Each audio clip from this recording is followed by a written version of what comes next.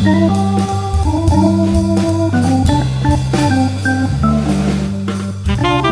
to the Musicians Creating Prosperity podcast, where you'll discover business, mindset, and leadership strategies to put your music business on autopilot. I'm your host, Dr. Fabiana Claure, pianist and former university professor turned seven-figure entrepreneur dedicated to empowering artists worldwide. Whether you're a seasoned musician or other creative entrepreneur, this podcast is your guide to financial, artistic, and lifestyle freedom. Let's dive in.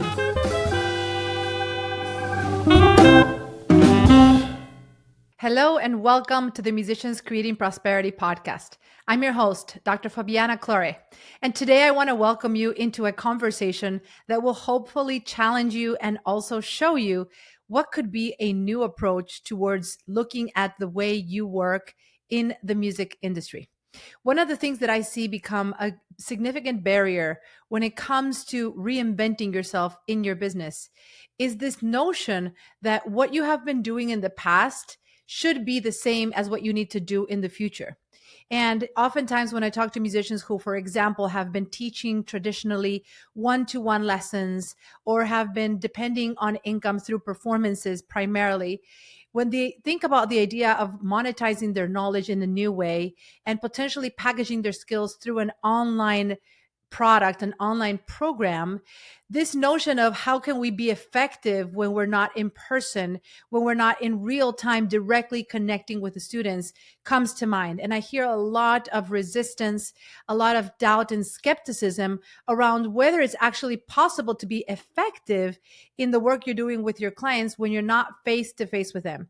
So today's episode is really about helping you let go of what you know in terms of what is familiar and what you know has worked in the past from a pedagogical standpoint, and open your mind to looking at different ways that you could work with your clients, whether it's teaching something that in the past you may not have thought was monetizable. For those of you who are performers primarily or producers, this notion that now you can monetize your knowledge and share this with other people to have access to what you know, not needing for them to be face to face with you, maybe something new, maybe something that is unfamiliar. But I want you to stay with me today, because if you can open your mind and open your heart to the potential of teaching and transferring your knowledge in a different way than what you've done in the past, this is going to unlock unlimited opportunities for you, not only to have a more, lifestyle balanced type business, a more aligned schedule, but also be able to actually expand your impact in the work that you're doing with your clients. A lot of the hesitations that I receive when I have conversations with musicians around maybe reinventing themselves and teaching in new ways or monetizing their knowledge, where before they didn't think it was a big deal, they kind of took their gifts for granted and they thought, well, I just do this, and people ask me questions on how to do this, and I just share with people my suggestions in a very informal way. If this is you, if you find that people are coming to you right now asking for questions, whether it's around performances, music composition, whether it's around performance anxiety or entering a university in music, whatever it is that you know, maybe a performance related injury that you had to overcome at some point, whatever it is that you find yourself answering very casually to people who keep coming for you and asking questions about this thing, maybe it's about producing, maybe it's about whatever, that is something that can actually be monetizable. And the more you can explore how could you package your skills in a way that allows you to connect with people, not needing them to be face to face with you, is going to unlock so many opportunities for you. And this is something that we talk a lot about here in our podcast. But today's session is really about taking it a layer deeper and exploring what is the inner mindset that needs to be overcome, and those doubts about whether or not you can be as effective in this type of innovative model where you are interacting with your clients potentially in a way that you've never done before. And how, instead of looking at the nuances, the new ways that you could teach or transfer your experience as a way that potentially would not be as effective as what you are used to doing, how you can actually challenge yourself, not just to make a shift from a place of convenience and more profitability, but also from a place of more impact to your clients. You see, when you give access to people to your knowledge in a way that allows them to be able to have more frequent touch points with you, instead of having to meet you only once a week and then having to wait. In the case of educators, those of you who are working with students, you may be meeting with them on a weekly basis, and then they're basically on their own for the rest of the week until they see you again. And then at that point, chances are you have to repeat a lot of what you've told them already, and kind of go from there and fix the mistakes, because when they're unsupervised, they go into practicing modes that are not necessarily as productive. So rather than depending on those models where they only get to be in touch with you, yes, it's face to face, yes, it's one on one. I understand the value of that. I'm not here to say that there's no value in that. But what if you can now explore different ways that you could still help your students or your clients, whoever you're working with, learn what they need to learn, overcome the challenges that they have, and do it in a way that is also leveraged, that can create impact, not at the expense of you having to be face to face and honestly repeating yourself a lot. Because when you have perhaps a series of 5 to 10 teaching principles, okay, philosophies that you use in the way you work with your clients in person, let's say right now, you probably have 10 rules, foundational principles that you stand by, that you believe in, that are fundamental concepts for your clients to achieve X result, right? Now, when you can start recording these principles little by little as you deliver them with your clients, right? Because this isn't about pre-recording everything and then trying to bring it to market as a finished product, although I know there's a lot of ways to do that. I don't recommend, if you're thinking about this for the first time and you're considering exploring and packaging your knowledge in an online way, I would not recommend you think about pre-recording everything and trying to sell a finished product. Because when you interact with your clients in real time and you're able to respond to what they need, you actually build content that is directly relevant to your paying clients right now. So I'm an advocate for finding a hybrid version between being able to, create enough of an outline of what you could do for your clients and, bring them in, sell the program, if you will, before you actually flesh it all out. And then once you have your clients in who raised their hand, who said, yes, I want you to walk me through this transformation, then you can actually gradually, over a period of several weeks, you can actually start recording the materials that you are building based on who ended up signing up. And over time, you will eventually build a nice library of recordings that you can have archived, and that it will allow new people to come in and work with you and not have to have you teach them everything from scratch again. They can access those pre-recorded modules at the time and then only meet with you perhaps in a weekly group setting just to ask you some questions around what they're already learning on their own, right? But I want to take a moment here and help those of you who may be still thinking about this idea, but just not quite wrapping your minds around how could you be effective online when all you've done all your life has been working in this time for money format, right? Where you're always in front of your clients, in front of your students, or in person doing the performances, doing the arrangements, doing the productions. Perhaps you've even managed other musicians. Maybe you're a music executive or a producer, and all the work you've done has been to create results for your clients, find them performance engagements, find them venues, find them opportunities. And all the work you've done is centered around delivering a specific, measurable result for your clients. And so the idea of now, what if you could sell your knowledge, may seem a bit far-fetched, may seem like, what is this thing? How can actually musicians really do this in a sustainable way? And above all, that stays in integrity. I think one of the things that I'm most proud of about being an advocate of our industry and really of the goal that musicians have in society, which is truly to expand impact through art, through music, through connection, through community, through bonding and building an aesthetically pleasing experience in music. This is what we're here to do as musicians. We're creating beauty in the world. We're building moments of peace and harmony and love, and we're allowing people to experience that for a moment in their life and hopefully transmit what that gives them into other areas of their life. Show up better as parents, show up better as entrepreneurs, as leaders, show up better as employers, show up better for themselves because they are filled, their cup is full. Like, this is the role that I see we can play in society when there's so much overwhelm and challenges and frustration and depression and just things that happen in life. As musicians, we can actually take a stand and make the world a better place, one person at a time, one student at a time, one performance at a time. But we can only do that if we as artists are not depleted from our own energy. If we are showing up to the world overworking and under earning, we cannot make the impact that we're truly meant to make. And what I'm passionate about advocating in this podcast and in everything that I do in the Musicians Creating Prosperity community really is about showing ways where you as a musician, you can actually show up to your full potential with your full power and be able to serve and make that difference that you want to make with your students, with your community, because you are working smart, not hard. But you can only do that if you approach this conversation with an open mind and an open heart and a willingness to actually explore things that may feel very, very different, things that may feel impossible even up until this point in your life, things that you may have even frowned upon. You know, I certainly remember when I started my journey as an educator at the beginning of my career, when I finished my doctoral degree and started my music academy. I remember looking at the concept of group classes as, oh, that should be, that's not as valuable as one on one. And I understand why many musicians these days, when they offer group classes in the normal format, where it's just like a once a week group class and then students are left on their own until the next week, many teachers actually change their rates and lower their prices for these types of formats and group classes. Because to some extent, there's a perception that there's less value if the student is not directly in front of the teacher exclusively on a one-on-one basis. And while I can understand that, what if you could you could have group classes, but you could also combine that with online follow-up interactions with either you or your teachers. Let's say you own a music school.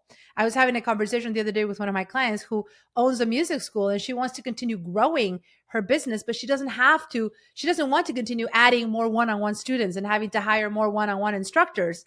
This is not a model that she wants to continue building. She knows that that model is ultimately going to keep her trapped, and the profit margins are going to be very, very slim because there's always going to be that added overhead cost for each new student that she accepts. So together we started exploring how could she potentially change what she was offering her existing students. She's got like 400 students. And how could she now regroup her offerings so she can start offering small groups where not only do the students come and work in, let's say, an ensemble, or they're working towards a specific goal, but also there's an online component to that in-person group experience where students can send their instructor maybe a one-on-one video once a week. And after that, if students have any additional questions, maybe the students can post them in a sort of closed client community and be able to get that direct feedback from the instructor, once a week or a couple times throughout the week. And what that does is that accelerates their progress. So now when they see the instructor the next week for the group session again, yes, it's a group session, but they've had a lot of interactions throughout the week. They haven't been just on their own and reinforcing bad habits throughout those 6 days prior, right? But all of this can only happen if, as musicians, you're able to approach this opportunity with an open mind and an open heart, and really a willingness to say, how can I now use the creativity that I've used in other areas of my career and apply it towards serving clients in a new way? And remember, the best way you can build this business is not by just thinking that you're a beginner, because you're not. Like, if you're in my community, if you're listening to this, chances are you have a high level of expertise already. You just haven't done it in this new model. But that does not make you a beginner. That does not make you inexperienced. That does not mean you need to charge less or have a beta version price for your program. I don't think that's necessary at all, because the truth is, anything that you would be, visionary enough to build in this type of model that I love talking about, a model that gives you scalability, that gives you freedom of location, freedom of income, anything you may be building under this model will be a result of your expertise. It will be something you're combining your collective knowledge around and packaging it in a new way. So even though the modality in which you're teaching this may feel new, yes, maybe you've never really considered how you could work in this type of setting, in a Zoom, with groups, with a platform, with sending videos back and forth, with answering questions. Maybe that is still new, but the content, the knowledge, the lessons, the training that you can actually provide will not be new. You're not going to be teaching on some random topic that you've never done in your life. You're going to be teaching on, hopefully, something that you feel very prepared to help people fix, right? So when you can detach the fact that you're teaching in a new way, yes, but you're not teaching something you don't know. You are still teaching something that is based out of your expertise, that is your zone of genius packaged in a new way. All of a sudden, you no longer start feeling this sense of imposter syndrome, this sense of, oh, but what if it's not good enough? Or what if people don't get a result? No, you're simply looking at a different wrap, but you're still the same person, the same service, the same product. You're just packaging it in a different way, right? So I think one of the things that maybe becomes a bit of a barrier for musicians when you're looking into approaching this type of model is this sense of like, oh, if you teach in this new way, that means you don't know what you're doing. And that's something I hope that just by listening to today's episode, you can actually start rewiring that in your mind and saying, actually, I do know what I'm doing. I do know that I can help people. I have a lot to offer. And I just need to learn how to package it in a better way and model this throughout, a model that doesn't require me to be face to face with my students exclusively. Now, for those of you who say, well, but I love face to face. I love being in front of our students. I love working in real time, in person, like in the flesh. I agree. That is a beautiful thing. And I don't think you need to completely eliminate that. This is more about how can you build your primary income stream? How can you be creative now and strategic in looking at ways in which you can package your skills in this way, and everything else that now you'll have so much free time because of this new model. If you want to conduct, if you want to compose, if you want to travel and go on tour, if you want to, produce music, whatever you want to do from a creative side, you now have the time and the resources, honestly, to fund all of these creative projects. Now you can use the money you make from the online program, and reinvest that into your creative programs, your creative projects. So now you have the best of both worlds. So it's not like they're at odds with each other. I just believe that when you build an income stream through your creativity exclusively, that's when you start facing a lot of challenges because you cannot grow and you're trading your time. So ideally, you want to have a mix where you have a primary way where you monetize your knowledge. You're basically giving people access to your brain. Think of it that way. People can access your mind, your brain, your perspective, your lens. Because it's not just the skills. This isn't just about giving people your hard skills. It's also about sharing with them, where do these skills come from? What is the lens through which you see these opportunities, this knowledge? Maybe there's something in your story that you had to learn, that you had to overcome, that gave you a unique perspective in doing the work that you're doing now. So typically when people invest in this type of way, they don't just want the skills. They want you. They want your knowledge. They want your lens, right? Not your time. They want your lens, your knowledge. So when you can think about ways where you could say, what if I could now build my business and monetize what I know and help people change their life, transform themselves through what I know instead of what I do. Now you're not just working with your hands, as I like to see it. You're working with your mind. You're working with your brain. You're monetizing your mind, not just what you can produce physically with your hands. Now, coming back to the beginning of this episode, all of this is only possible if you are willing to adopt a growth mindset, if you are willing to let go of your preconceived expectations of what it takes to get your students the result, of what it takes to actually be a successful musician, of what it takes to consider yourself indeed prosperous, and what it means to have actually succeeded as a musician. When you are able to let go of those preconceived notions of what you thought you needed and open your mind to what you now can believe is possible, especially if you're able to surround yourself by people who are already doing that, this is going to open up a world of opportunities for you as long as you approach it with an open mind. Even if you don't know exactly how it's going to work, even if this feels unfamiliar, uncomfortable, typically when you are getting out of your comfort zone, that is a sign of growth. That is a sign of progressing and changing things, right? So I believe one of the most important qualities that I want you to take from this podcast is, how willing are you right now to let go of preconceived notions of what needs to happen when you're working with your clients, when you're working with your students, or when you're trying to be a musician? Can you let go of previous ideas and preconceived expectations? And can you release that and open your mind to new possibilities, to what is happening in this day and age, and embracing the use of technology, not seeing it as a necessary evil, but actually as a tool to expand your impact, to become more effective as an educator, as a performer, and to ultimately expand your brand and your reach globally, not just locally, right? So many times I talk to musicians who say, "Oh, I'm worried because I may need to move in a few days, in a few months, or a few years. Now, what am I going to do to start over my business?" If you're tired of being, needing to start over every time you move, this is going to be an incredible perspective for you to adopt. How can you build a business that allows you to have that no matter where you live? If you need to relocate, how can you do that with a model that does not require you to be limited to the in-person situation, right? Now, if you want to do things in person, by all means, you can continue, carry on, but you can be more selective in which opportunities you actually say yes to, because guess what? You don't need the income anymore. Now you are in a position to actually choose which things you want to say yes to and which things you don't want to say yes to. But I think for most of the musicians that I speak to on a regular basis, it's so different. It's just so different than what you've always known, what has felt familiar. And to a certain extent, it sounds too good to be true. I get it. So if this is you and you're wondering like how can this work? I don't really see this possible. Then obviously I would love to hear from you. Feel free to reach out. I have an amazing training that you'll hear about more and at the end of this episode. You can go to learn.musiciansprofitumbrella.com, and in this training I walk you through the step-by-step examples of how this can work specifically for you as a musician. So I want to encourage you, if you haven't yet checked out that training, definitely go check it out, because it's going to provide you with more of the step-by-step methodology on how you can do this. But above all, I hope that you listen to this and you start realizing that perhaps those limiting beliefs have been holding you back.